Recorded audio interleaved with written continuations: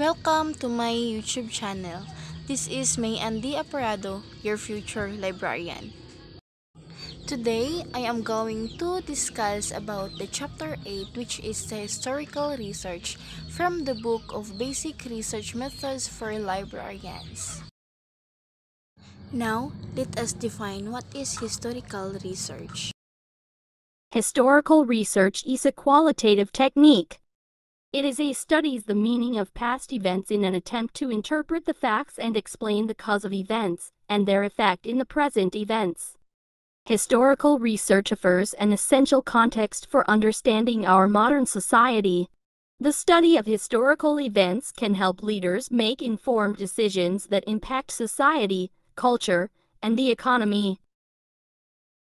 What is chronology?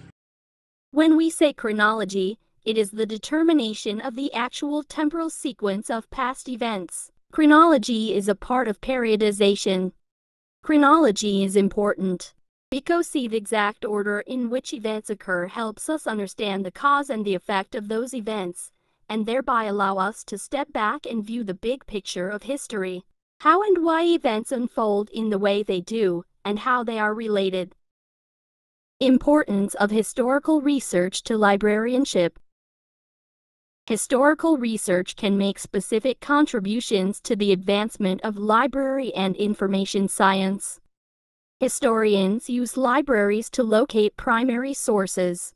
For example, the first-hand information such as diaries, letters, and original documents, and find secondary sources.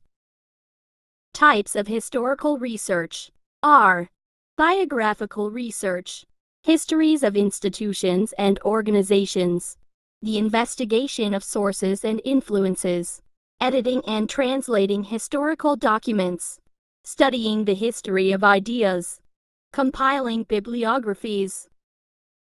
Sources of historical information. The data gathered in historical research can come from a wide variety of sources. Among the more commonly used are the following. 1. Official records, such as laws, deeds, annual reports of organizations, charters, and so on. 2. Newspapers and other periodicals. 3. Eyewitness accounts of events. 4. Archives. 5. Manuscripts. 6. Letters and personal diaries. 7. Biographies, autobiographies, and memoirs. 8. Historical studies. 9. Literary writings.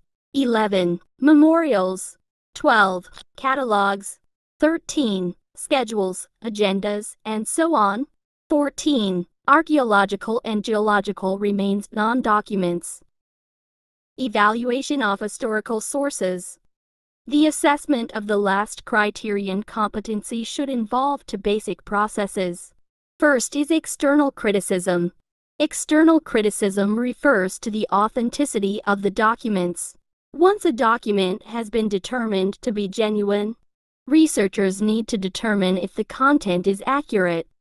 Second is internal criticism. Internal criticism is the attempt of the researcher to restore the meaning of the text.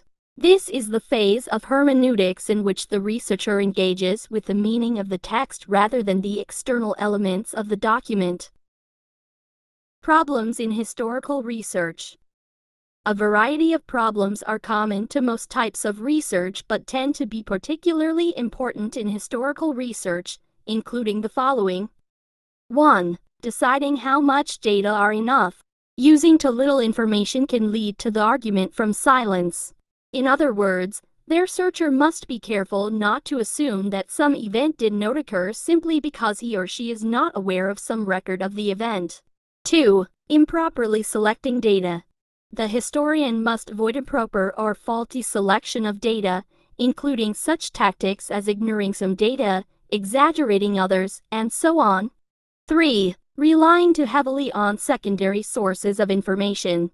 This is particularly likely in studies not dealing with relatively recent events. 4. Investigating an overly broad problem. This is difficult to avoid because the historical issues tend to be complex. 5. Failing to evaluate adequately the historical data and their sources. 6. Failing to interpret the data. 7. Reading the present into the past even though the historical data may not support such an interpretation.